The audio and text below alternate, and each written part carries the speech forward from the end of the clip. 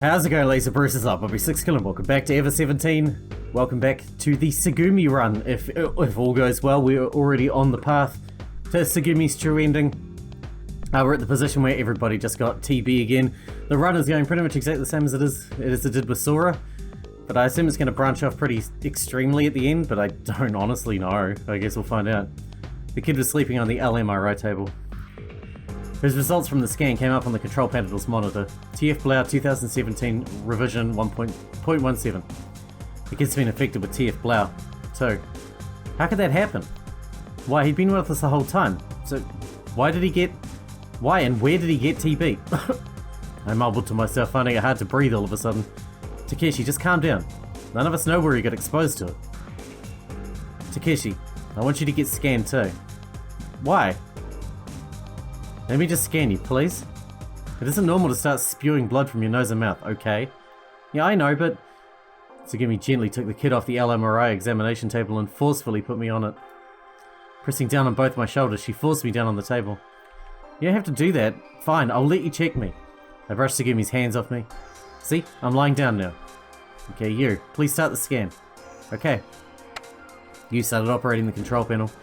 The scanning light from the laser slowly crawled up my body. After a while, the scan's finished. What's it say? My voice cracked when I asked the question. You... At least say something, you. The results are... You stared at the panel without moving. The results are black. You're infected too, Takeshi. Tsugumi read the monitor for me. Really? I'm sorry to say it, but... Since coming to IBF... No, it must have been longer. Since coming to Lamu, all of us have been infected for quite some time. Tsugumi hung her head down and let out a big sigh. Damn it. I stood up from the LMRI and was assaulted by a terrible dizzy spell. Whoa. Takeshi, watch out. The one to steady me from falling was the kid. And from the looks of it, his legs weren't very steady either. Putting my hand on a wall, I somehow held myself up. We're in trouble, huh? You can say that again. If only we had that serum, that orange one. Ugh. He pressed his hand to his face. As he wiped his mouth, I noticed a thin trail of blood there. Yeah, the serum. If they've been handling TB here at IBF, they should have some of that. If you use that, then the symptoms should lessen. I went around the examination room and checked to see if I could find it anywhere.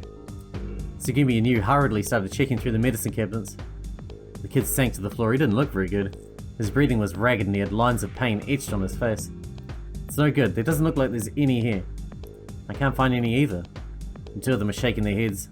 Damn, what are we gonna do? Woof woof. Hey Pee-Pee, you seem like you're doing pretty well. Without me noticing, Pee-Pee had come up and was darting around my legs. His tail was wagging frantically. He suddenly dropped a few small objects from his mouth. Bow wow.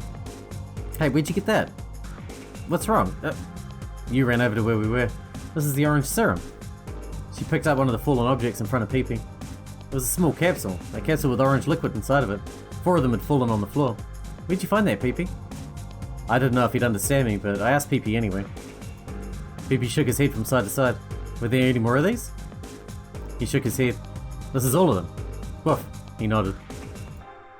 Well, we need to take these immediately. Sorry, you.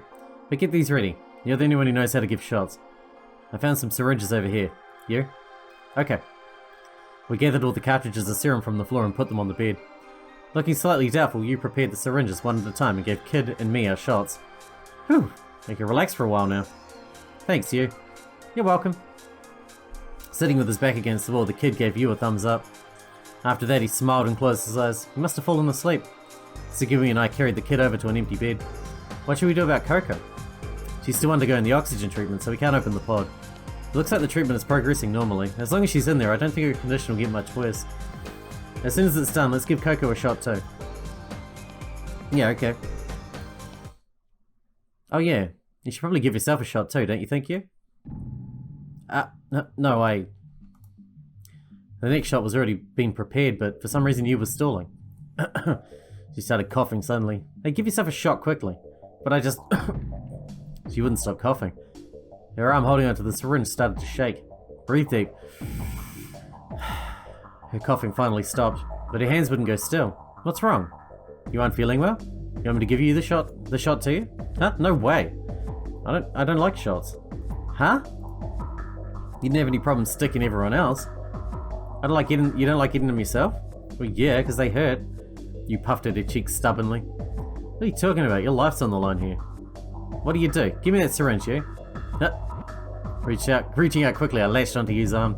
Tsugumi, hold her down. Roger. Tsugumi forced Yu to sit on the bed and held her so that she couldn't move. Hey, what are you doing? Ouch! Stop complaining. This is the same as before. I don't know why it won't let me skip. Where do you think you're sticking that? You got it all wrong. Not there. Stop mangling me. Stop. Go more slowly. Well, stop squirming around so much. That angle's all wrong. You're gonna get air bubbles in it. Stop complaining. You can't do it yourself. You suck. Shut up. Stop it. Let me go. I'm dying. Ouch. You idiot. We're giving you this so you won't die. Tsugumi slumped her shoulders. He was like a kid. He was throwing a tantrum like a spoilt child. Small droplets of red stained the white sheets of the bed. After that, you got scanned on the LMRI. I suspected she'd come down with TB. We didn't have room to mess around anymore. Ultimately, you wouldn't let me do it, so she ended up giving herself the shot, complaining the whole time with tears in her eyes. I'm not sure how long our condition will hold with just one shot. Hey you think we can do anything after it stops working? Just sitting at the computer terminal silently typing on the keyboard. You, tell me what we can expect. Don't talk to me, I can't concentrate. Alright. I'm trying my best. But someone has put a lock on the communications protocol and we can't make contact with the surface. But every once in a while I found some communication data that crosses through. If I can release that lock well anyway, we might just be able to get through somehow. At least it's better than Lemo, where we had no way of making contact. Alright, show me what you got, genius. Okay. I left you for a while and went to look at the monitor attached to the capsule pod. Tsugumi came over to stand next to me and looked at the monitor. How's Coco doing? She's in serious but stable condition. Really? According to the monitor, it would be 4 hours before Coco could leave the pod. The pod was in full high pressure oxygen. We couldn't take Coco out of there until the time had come. You should probably get the kid into a pod, don't you think? Yeah, let's get it ready. But for some reason we couldn't get the hatch of the furthest pod to close. It wasn't easy, but I took the dead researcher out of his pod and set him down outside. Mr. T.Y. He was dead. He looked like he was smiling at the very end, but his expression betrayed his agony after all. It was probably best that Coco hadn't seen her father's dead face. Tsugumi sterilized the pod and finished cleaning up. I shook awake the kid who was sleeping in the bed. Hey kid, the pod's ready. Wake up. Huh? Takeshi? He slowly opened his eyes. Sorry to wake you, kid, but I need you to get in the capsule pod. What? He opened his eyes wide at my words. What about everyone else? There's only one pod that we can really use, so you get in. No way. What? Forget it. Why should I be the only one to... I can't just abandon everyone. It's not like that. It's about how sick you are. You're the most serious case after Coco. Still, forget it. Once I get in the pod, I can't get out for a while, right? No way. I want to stay by Coco. Getting up out of bed, the kid staggered quickly over to Coco's pod. I'm not moving from here until we know that everyone's getting out. He clung to the pod. I thought about trying to pull him off, but he seemed absolutely determined not to move. You stupid brat, what the hell are you saying? Forgetting my own exhaustion, I began shouting at the kid. Do you want to escape? If you want to get out, you have to listen to me. If you get any worse, even if you get in the pod, it might be too late. But... Listen, there's only one more shot of the serum left. I pointed to the orange capsule left on the empty bed. So... What? Wait, why is there only one left? All of a sudden, the questions flew. Hey! What?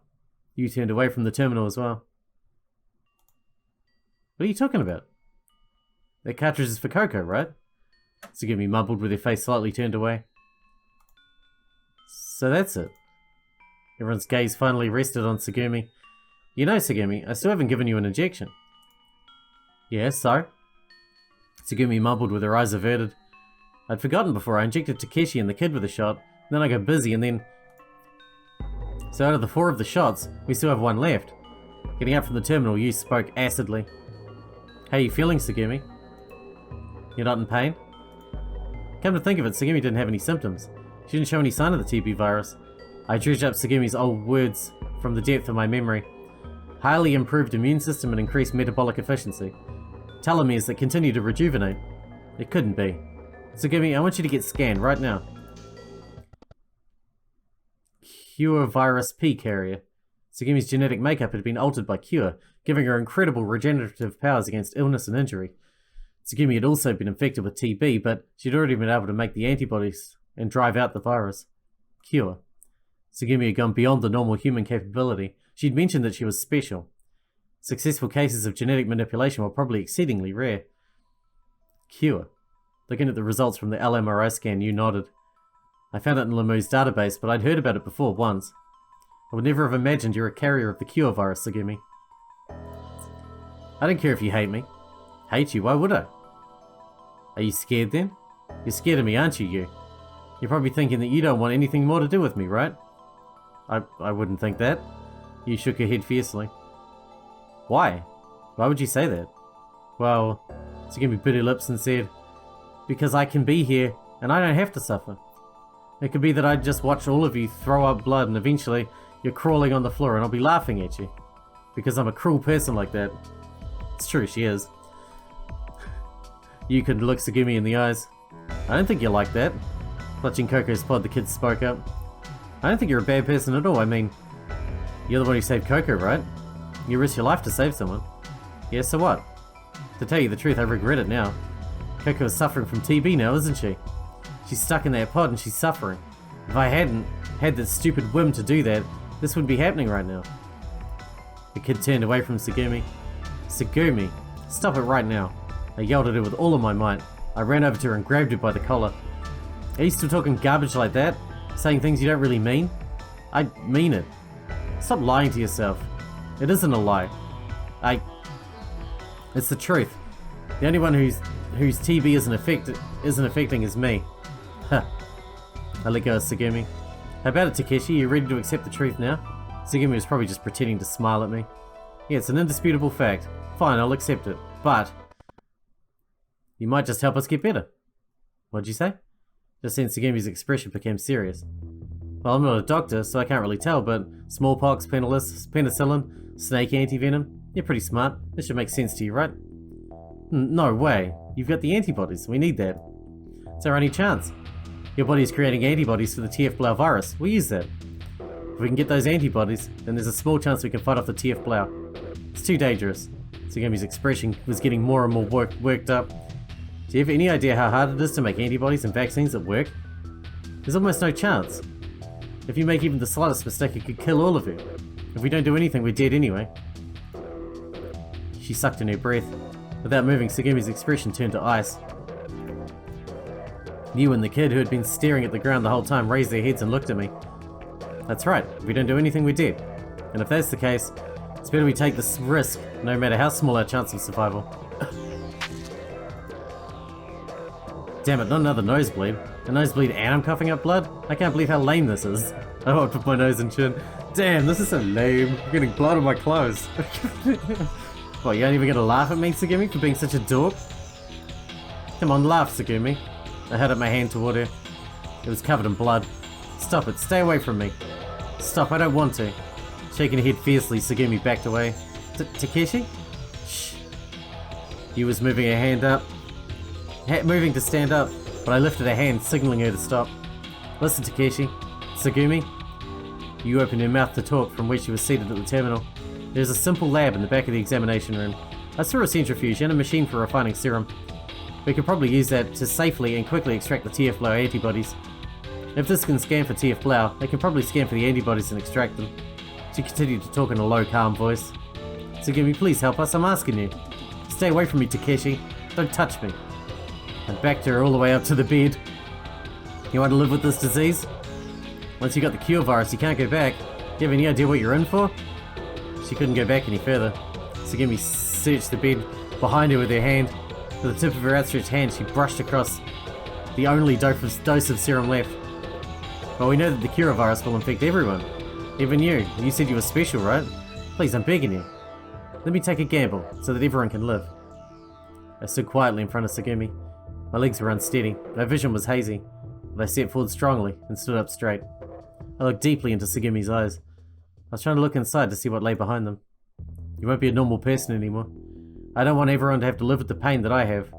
Large tears welled in her eyes. I hate myself. I slapped Tsugumi on the side of her face. She clenched her jaw tightly against the pain and glared at me. Just then, I pounced on the remaining dose of the serum, stealing it out of Tsugumi's hand. I took it, and smashed into 1,000 pieces on the cold, hard surface of the examination room floor. I let out a sad little sound and splintered into powdery fragments. What are you doing? There's no other way. We've only got one option open to us now. You idiot. Do you know what you've done? You didn't have to do that. I know I can't fight you. With her lips trembling and her shoulders shaking, Tsugumi sank down onto the bed. Yeah, I know. You jerk. You animal. You're a coward. She nestled up closely to me and began to cry. I don't care what you say. I don't care how much you curse me. You fool, you fool. If you mess this up, I'll never forgive you, Takeshi. It's okay, it's gonna be okay. I promise you, we're all gonna get out of this. Okay? She raised her voice in a loud wail. She started crying like a small child.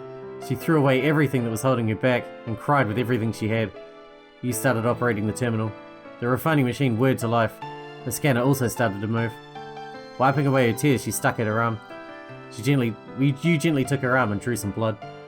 The whole time Tsugumi held onto my hand. She continued to cry, letting out sobs occasionally. My consciousness started to fade.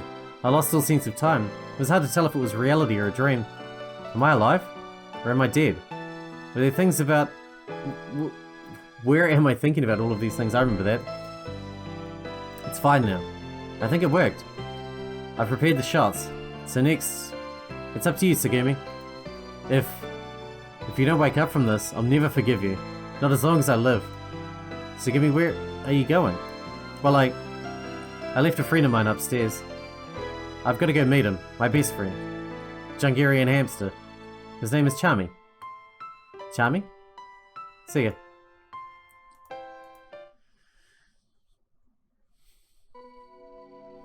I woke up from my stupor. A stale cold feeling. I realized I'd been sleeping sprawled on the floor. I slowly raised my body. I tried opening and closing my fists. Strange. The movement left me with an uncomfortable sensation like it wasn't my own. I shook my head. I tried slapping my cheek. I breathed in the cold air and breathed out. Strange. The inside of my head stayed dull and murky. I dragged myself to consciousness, forcefully reeling myself back to clarity. Putting my hands on the floor, I pulled up my heavy, aching body. My feet faltered, but somehow I managed to stand. I looked around the infirmary. I saw several used syringes scattered on the floor. The kid was still slumped against Coco's pod. He looked disturbingly bad, just completely out of it. Tsugumi was nowhere to be seen. I wonder where she'd gone to. He was half slumped over the terminal console, snoring away. She looked like she was in some pain and was perspiring in her sleep. Her hand was pushed against the panel as if she was in the middle of typing. On the monitor, auto-repeated strands of letters were lined up without meaning. What the? I heard a strange sound. I reinserted the voice converter into my ear. It wasn't a problem with the converter. Come in? IBF-3, please respond. This is the emergency rescue team from the Maritime Defense Force. We're being directed by Incel Null. I could hear a voice coming from the speaker. I hurried over to the terminal and removed Yu's hands from it, taking over the control panel. Hello? This is IBF Infirmary, over. IBF-3, I repeat. This is Maritime Defense Force Emergency Rescue Team calling from the control center at Incel Null. Can you hear me? Yeah, okay, loud and clear. I was somehow able to force out an answer. Voices spilled out from the other end of the line. Hey, are there survivors down there? I can't believe it. That's amazing. That's what I wanted to say. It seemed like you had been able to restore the communication lines. We're sending a rescue team immediately. Can you access the pool in IBF-3? Yeah, it should be fine. Do you know how many survivors are there and where they're located? In the examination room there are 5, no, 6. 6, I copy. A rescue team is headed there on a private sector salvage vessel. When it arrives, I want you to follow its directions and get out of there. How long till they get here? They're going as fast as they can, but it'll take an hour. An hour. Coco should be able to get out of the pod by then. I just hope we have that long. But if something goes wrong, there should be a small deep exploration submarine left in the research facility. I hate to make you do this, but I want you to escape to that area. Something goes wrong? What do you mean? Lemu's partition strength threshold has already been exceeding. If one section implodes, there's a risk that another area could collapse, and sinking could ensue. If that happens, we think there's a high possibility that heavy pieces could crash down on the research facility. You don't say. Of course, we're doing everything we can to get you out before that happens. We're heading there, no matter what, so please hang on a little longer. Communications cut out suddenly. Hey, wait a sec. I hit the call button repeatedly, but there was no answer. Damn it, we can't open up communications from this side. I didn't have any other choice. I began poring through the manual on the side of the communication terminal, a mini-submersible for deep-sea exploration. We hadn't found it when we searched the place. Ah, here it is. Following the instructions, I used the control panel to call up information on the monitor. It's a small electric submersible. The submarine was in a separate sealed sector attached to IBF. The specification said it was a neutral buoyancy miniature submarine for saturation diving. The important thing was it could be brought over to the pool by remote control. If things get dangerous, I guess they want us to board this. I quickly went about setting up the remote control program so that we could move the submarine at a moment's notice, if we had to. Alright, all we have to do now is get Tsugumi and Sora over here. Sora? How are we going to get Sora here? I was overcome by unease. Suddenly a low metallic crash reverberated throughout the installation. The sound seemed to come from above. An alarm sounded from the terminal and the screen changed.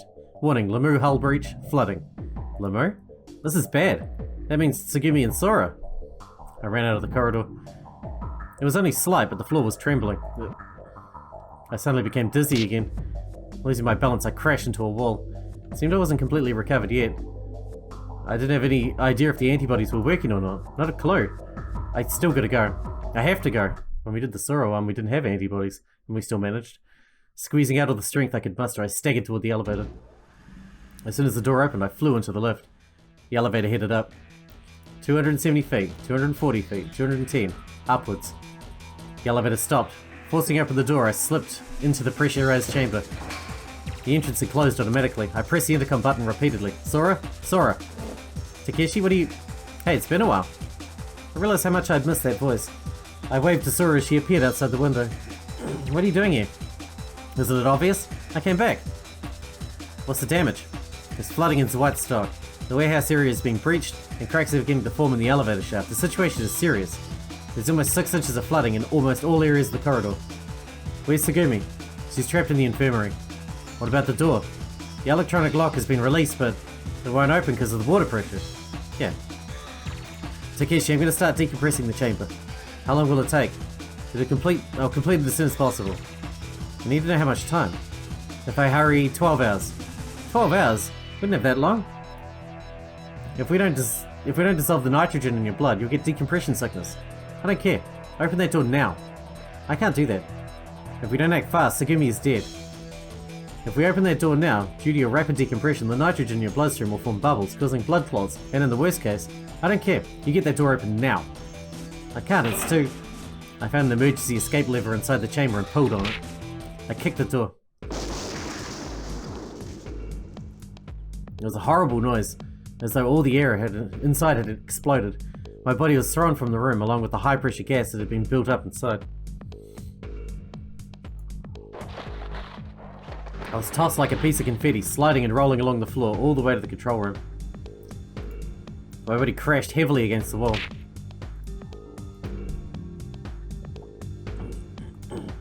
Pain racked my body. It wasn't because I'd smacked into a wall. Although I kept spewing out my breath, it felt like the air kept bubbling inside my lungs. A terrible exhaustion, my whole body felt strung out. My eyes felt swollen and painful. The muscles in my limbs began to spasm. Numbness, pain, headache. I felt like I had no room to move. According to the astronomers, humans can live for a short period of time, even if they're thrown out of a spaceship into space. But fish brought quickly up from the sea depths to the earth die instantly because the pressure difference causes their organs to burst. So was I an astronaut or Takeshi, a voice converter? I felt a splitting pain deep in both ears. Repelled by my eardrums, the voice converters flew out of my ears. I hurriedly held both ears with the palm of my hands and knocked them as though trying to drain water from them. I couldn't hear what Sora was screaming. All I could do was lie on the floor trying to suck in air, like a fish that had been pulled out of the water. A few minutes passed. The earphones that I'd been wearing had broken in half. I got up weakly. I saw some extra voice converters on the edge of the console. I crammed them forcefully into my ears. Takeshi? Takeshi, you okay?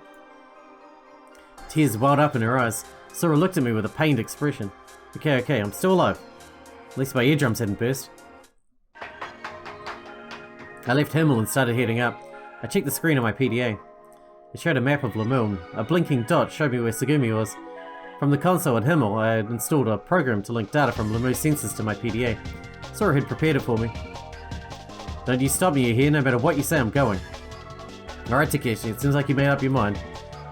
I'll stay here in Himmel to keep track of the situation at Limo and send updates to your PDA.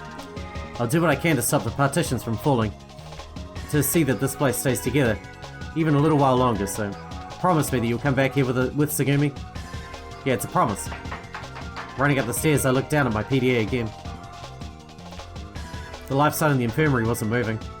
The map showed that the surrounding corridors were flooded, and there was no way to access the area, but I knew what I had to do. The area I wanted to go to was filled with water, all because the watertight doors had shut on all sides of the floor. The water had stopped flowing. In that case, I thought I could make it.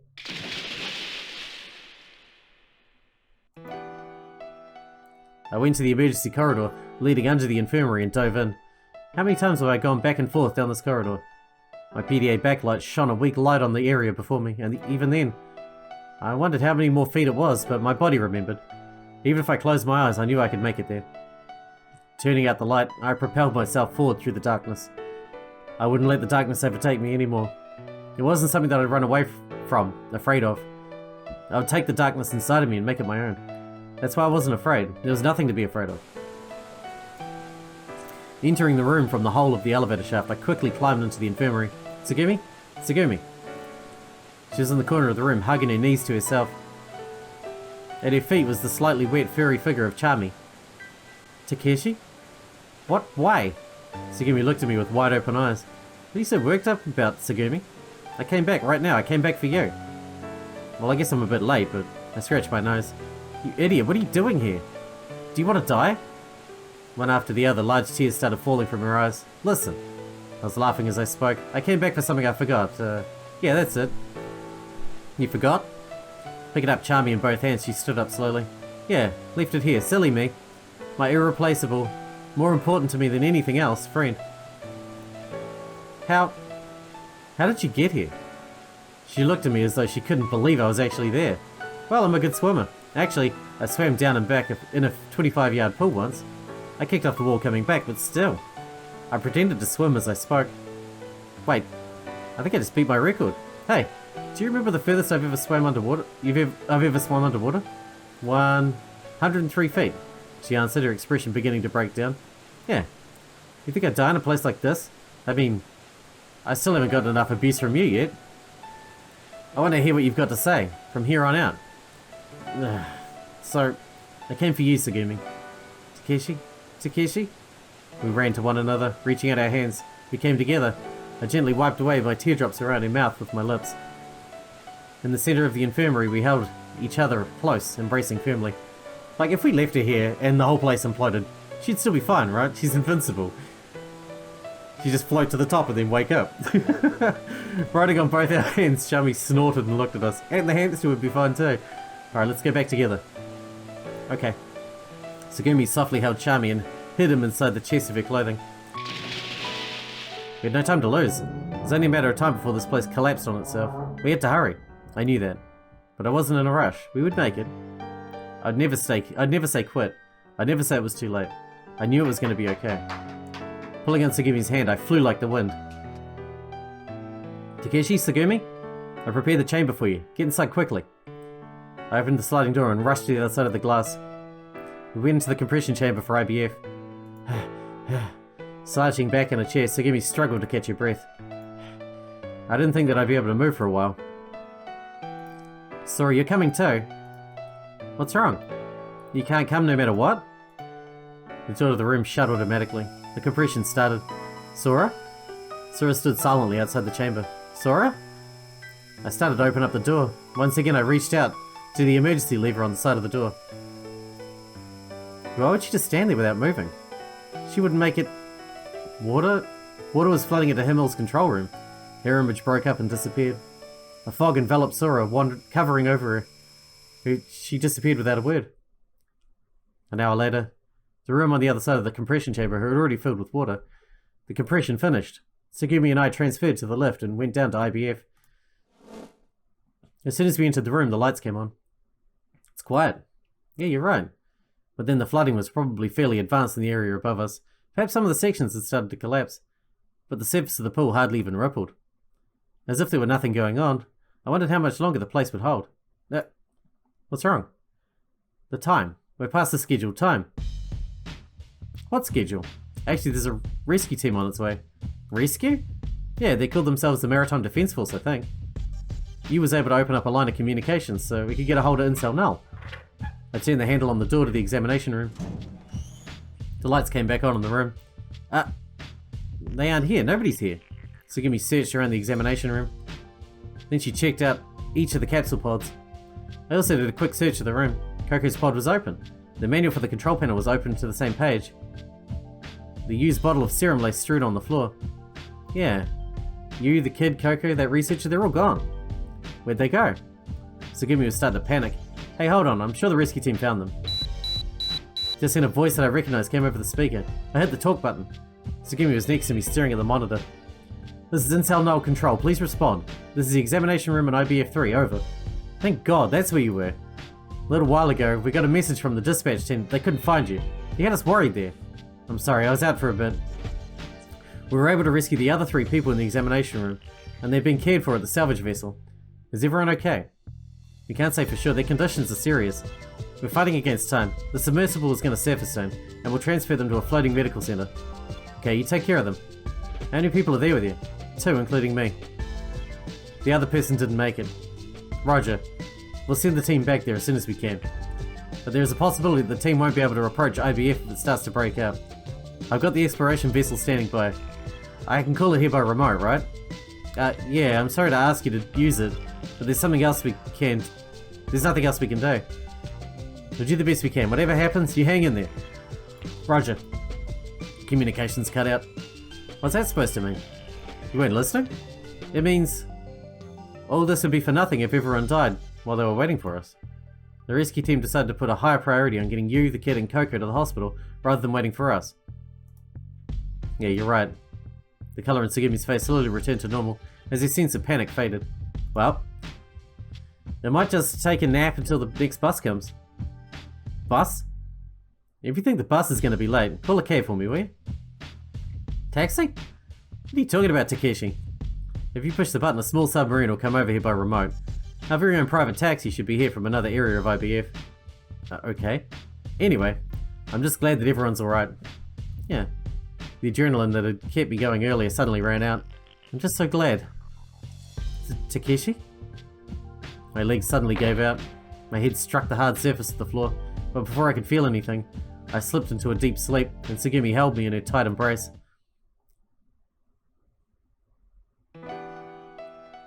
A soft warmness surrounds me. Light. I felt that I'd overcome an immense distance. The end of the darkness. A soft white light surrounded me. There was nothing else for me to look at. There was nothing below me. Nothing there to support me. But for some reason I was at peace. I was floating. Floating steadfastly. I was swaying freely in the center. In the center of gently drifting water, I could hear something. Faintly. The first sound I'd heard in my life. Yes, it was the sound of a heart beating. I remembered. I was surrounded by the gentle sound of a beating heart. There was no greater feeling of peace than what I felt then. How long would I be able to stay there? I didn't know. I knew that I'd have to leave the place at some point. I'd have to let go of that fragile bond soon, but it wasn't sad. If that time must come, darkness cleared again and out of it would come a new world where I could resolve to be reborn. Good morning. I was lying down in bed. Right next to me, Tsugumi was staring at me. She was squatting next to the bed, her eyes level with mine. We stared at each other eye to eye. What time is it? That was the first thing I could think to say. Well, Tsugumi took the PDA out of my pocket. The batteries are dead. She pressed the buttons, but nothing appeared on the screen. Oh. You want me to go check the clock on the terminal? Nah, that's okay. Just stay here with me. Okay. There were tears in Tsugumi's eyes. How you feeling? That's a dumb question. Just tell me, how you feeling? Tsugumi held my hand softly. The feel of her soft skin seemed like it would pull me in. I don't feel so good. My body feels tired all over. But it could be worse, I guess. Okay. I tried opening and closing the hand that was free in front of my face. My movements are still sluggish. Your cut doesn't hurt?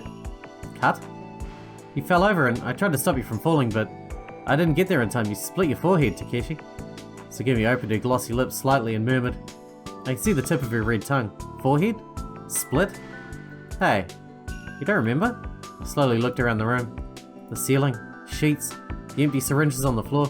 Okay, I remember. I touched my forehead lightly. The gash must have split wide open. There were stitches there now. No big deal. Something like this ought to heal right up. But I'm so sorry. Why are you apologizing? It isn't your fault, right? It isn't anyone's fault, so don't worry about it. I patted Tsugumi on the head. I was alive. Even though I was banged up pretty good, I was alive. Besides, it wasn't a big deal. May 7th. I looked around the room once more. There was nobody else there. Just the two of us, and the silence. It was almost too quiet to believe. Where was the bus? Doesn't look like it's coming. How about a taxi? I've already seen for it. Communications? Since that one we haven't had any. I saw the monitor. It reported that a remote control guidance was working normally. It would take about an hour for it to reach our pool. Shit, that's ages. But it seemed that the submarine was making its way without any glitches. Oh, I guess that leaves us some time to relax until the taxi gets here. Won't do us an ounce of good getting worked up about it. Yeah. Even if I'd wanted to, my body wasn't doing what it wanted to. It felt like I was running on low batteries. I was exhausted. I couldn't think straight. I'd gone beyond the limits of my strength and spirit. Huh? I noticed something and brought my face closer to Tsugumi. What, Takeshi? Takeshi? I almost pressed myself against her and brought myself close to her face. What? Her cheeks, which had been puffed up from crying, started to turn slightly red. I'm hungry, I murmured, pulling my face up close. I feel like I could eat just about anything. Really? And guess what, Tsugumi? What? Tsugumi's face became redder and redder. There's just the most appetizing smell coming from you. Huh? Her eyebrows arched as if she was annoyed. Hey, you're not hiding anything, are you? Food? I reached out for her chest. Stop it! She quickly covered herself with her arms. You aren't gonna eat Charmy, are you? You can't, I won't let you. As if I would, stupid. Don't call me stupid, stupid. Her expression returned to normal. She undid a few of her buttons and let Charmy out from her shirt. Sorry for keeping you in there the whole time, Charmy. It's okay, you can go play now. Charmy sniffed the air as he rode in the palm of Tsugumi's hand. He suddenly jumped to the floor and ran to the corner of the room. I watched the whole time. Takeshi. Tsugumi spoke to me as she redid her buttons. You were watching, weren't you? What? What do you mean, what? When I was... Do you want to see more? More what? Forget it, you jerk. A low vibrating sound shot across the room. The bed shook slightly. It's okay. She looked up for a second, then quickly returned her gaze. Don't worry, alright? We're okay for now, I think. Yeah, we'll be fine. I know it. I don't have any proof, but... I'm starting to talk like you now. There must be something wrong with me. I sat up quickly, and I grabbed onto Tsugumi's hand. What is it? I know, Tsugumi. What? This is incredible. What are you talking about? Flustered, Tsugumi's cheeks changed colour in her confusion. I've made a major discovery. I brought her hand close to me. Tsugumi's face was right next to mine. Alright, listen up. Okay. I know where that great smell's coming from. It is... you. Huh? What? You're what smells so great. Jeez, you smell good. What a sweet smell. Perfect. Just let me have one bite. What are you doing? Stop it, let go of me. Let me go. Ow. She told you not to touch her, remember? You idiot, cut it out. Ow. Did you really have to smack me? Well, hey, I'm an injured man here. Well, act like one and lie there quietly. Jerk. What were you thinking biting on my finger like that? My teeth had left an imprint on her finger. Thank you. I'm still hungry, but I feel a lot better. I couldn't keep sitting up, so I lay down in the bed again. I can't believe you did that. The tears that had dried up just a bit ago were in Tsugumi's eyes again. I laughed at the situation.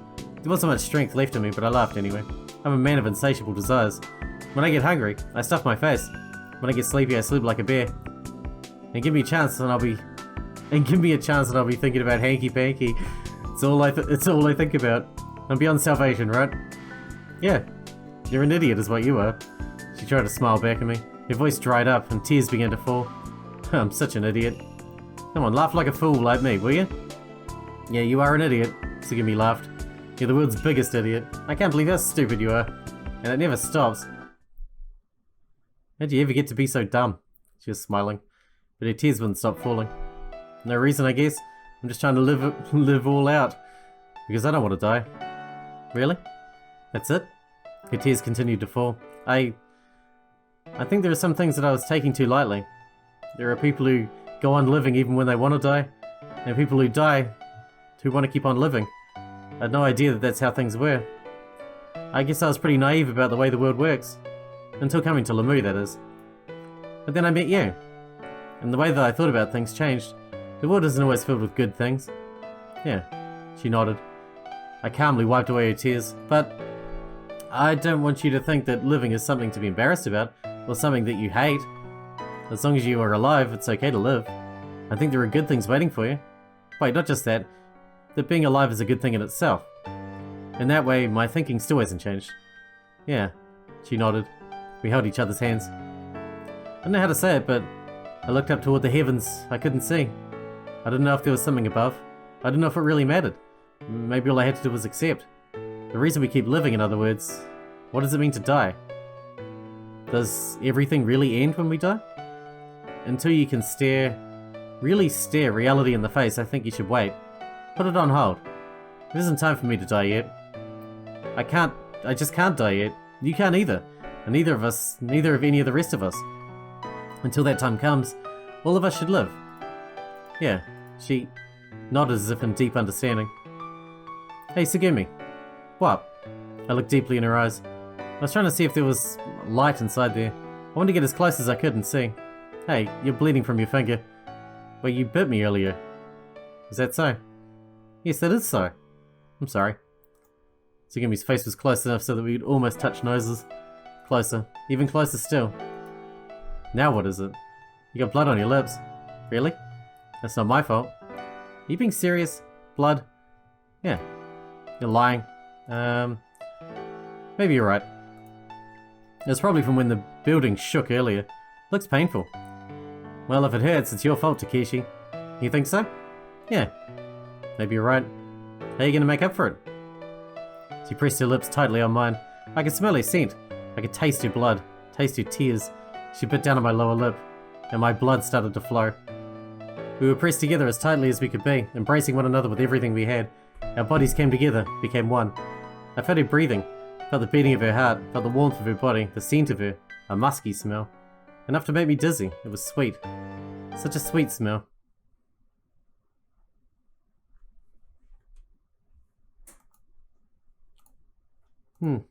Takeshi? Takeshi, get up. The taxi's here. Oh, yeah? I jumped out of bed and stood up. I stretched my arms and loosened my shoulders. Felt pretty good. I took a deep breath as I fixed my clothes, rumpled during sleep. My mind was firing and my head felt clear. Charmy, come here. Come on, we gotta get going now. Tsugumi scooped up Charmy, who had been running around on the floor, and held him to her chest. Huh? Stooped down, Tsugumi let out a cry of alarm. What's wrong, Tsugumi? Takeshi, under the bed. Under the bed? Mine? She nodded. I looked under the bed I'd been sleeping on. Something was lying there. I reached out and pulled whatever it was closer to me. Huh? Pee-Pee. It was Pee-Pee. How did Coco leave Pee-Pee behind? Hey Pee-Pee, what's going on? What are you doing here? Pee-Pee didn't respond. All of the colour had vanished from his eyes. He didn't move at all. Pee-Pee was frozen as if he were dead. There was something stuck fast in his mouth. I took it out gently. It was a disc. A terabyte disc made of polycarbonate. I put the disc Pee-Pee had been carrying in my pocket. How did that happen? How did he choke on a fucking disc? With a roaring sound, the whole room suddenly shook violently. Has that got Sora on it? 5 minutes until implosion. Hey, what did that announcement just say? Holding Pee-Pee under my arm, I looked up at the ceiling. Tsugumi quickly got up. We got 5 minutes until this place implodes. 5 minutes? Give me a break. Why are they gonna tell us when there's only 5 minutes left? Give us some more warning, for crying out loud. I start mumbling complaints to myself. Maybe it was mostly for show. Tsugumi let out a big sigh. Anyway, we've only got 5 minutes. Tsugumi shrugged her shoulders exaggeratedly and stared at me. For some reason, she seemed to be smiling. You gotta accept reality. You could learn something from me, you know. Listen to yourself, Tsugumi. Telling jokes at a time like this is more my style, don't you think? Well, I guess you're right. But we should be okay if we got 5 minutes, right? A smile floated on her lips and Tsugumi held out a hand to me. Of course. I took her hand firmly. 4 minutes, until implosion. The shaking and rumbling of IBF continued. I could hear the sound of the water rushing in and striking against the watertight hatches somewhere.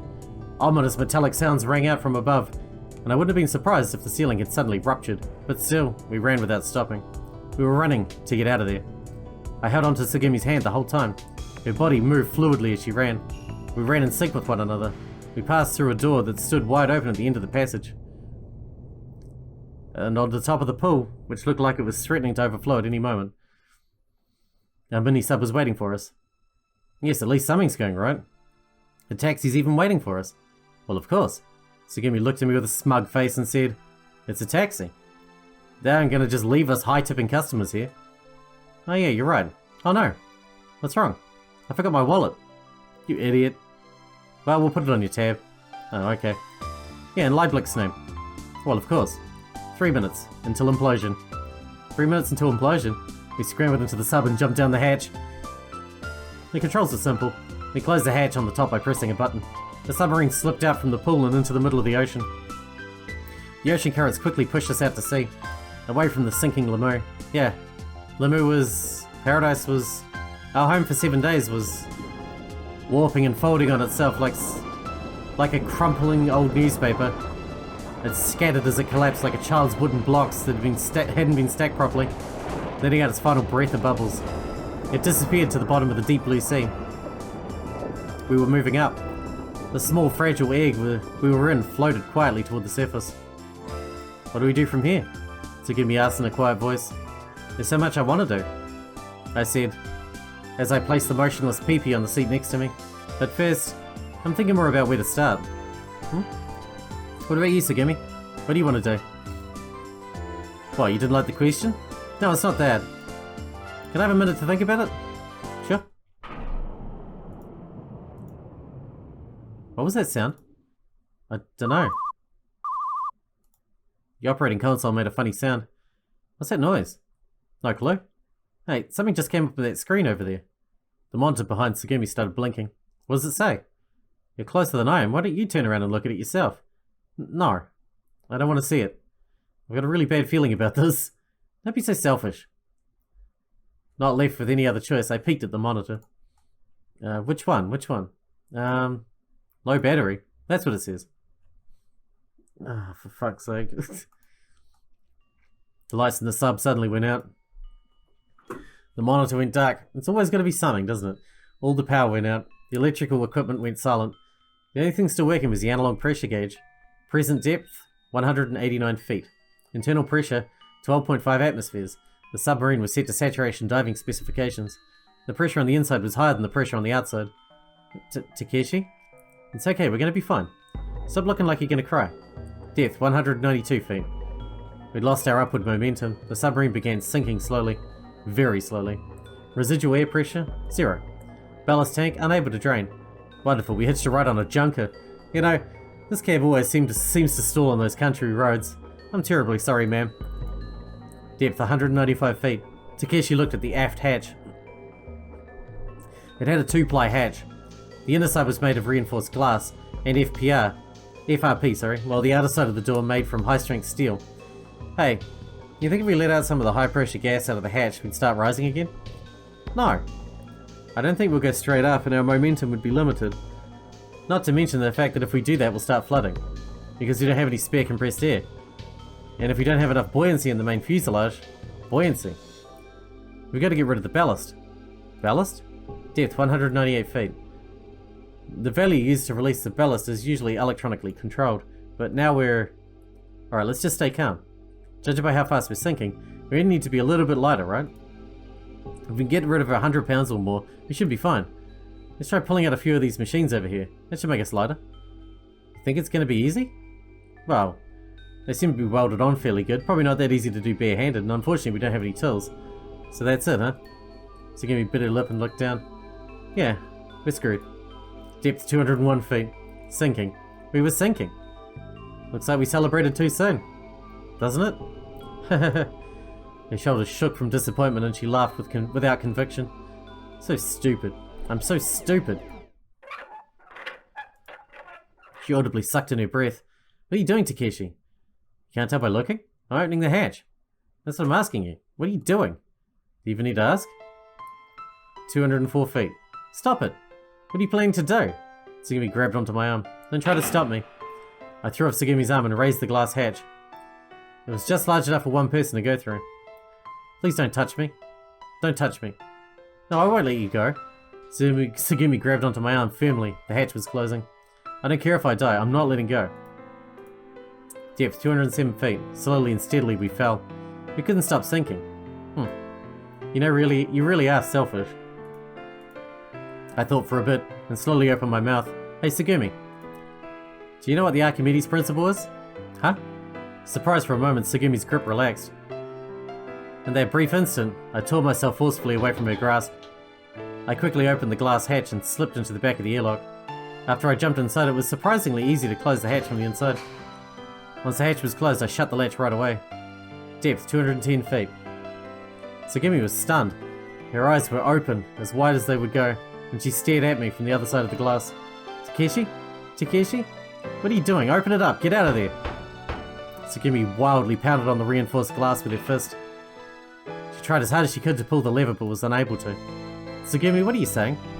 The glass is pretty thick, you know. I really can't hear very well. You stupid idiot. Open it up this instant. What are you thinking? Tears started falling from Tsugumi's wide-open eyes. Drops fell in a constant stream. Her tears and her fist pounded against the glass. The glass creaked as she hit it. Depth, 213 feet. Hey, wait a second, didn't you... I thought you knew about the Archimedes principle. I mean, I think you're the one who told me about it.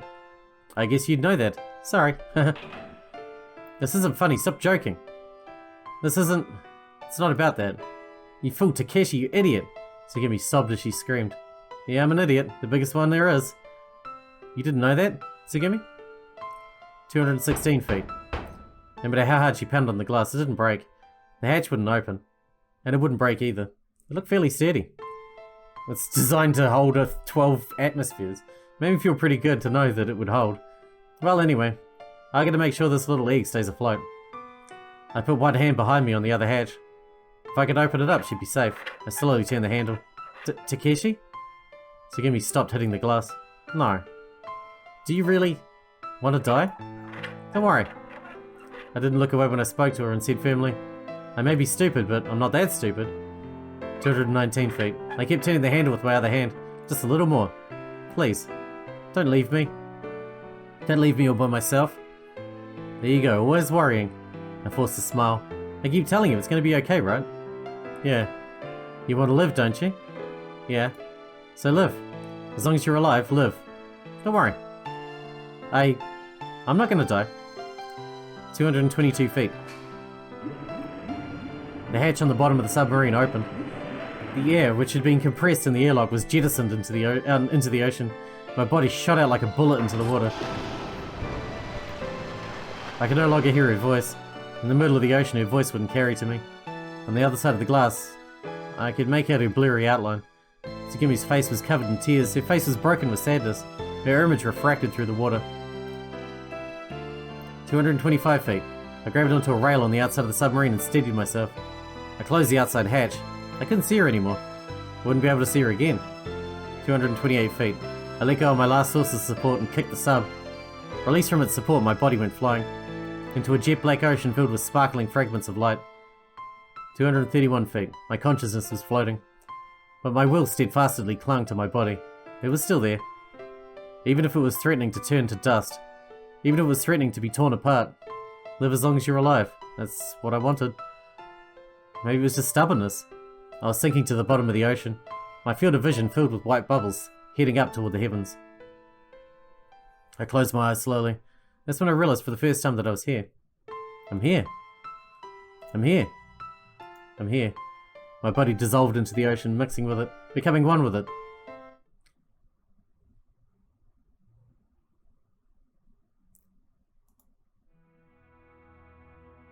And that is the true ending for Tsugumi, I think. Well, I mean, yeah, it is. Another pretty crap ending, actually. There's two bad endings on Takeshi's part. I don't think Takeshi's ever going to get a break. But we are done with that ending, so we've only got one left to go. The Coco one. And I don't know, like I said, whether it makes a difference whether we jump into it from Takeshi's side or Kid's side. I think we can jump into it to either. I don't know if that makes the ending different. I really don't know, but I will have a look at it and we'll see what's going to happen. And the next one we're going to kick off with the Coco ending, or working towards that. I think there's going to be a lot of new dialogue there, and we'll get a lot of revelations about stuff we don't know about yet. But yeah, we'll leave this one here. Sorry it was another long episode. I'll cut it down as much as I can, but there was quite a bit that was the same as last time, but different but the same, you know?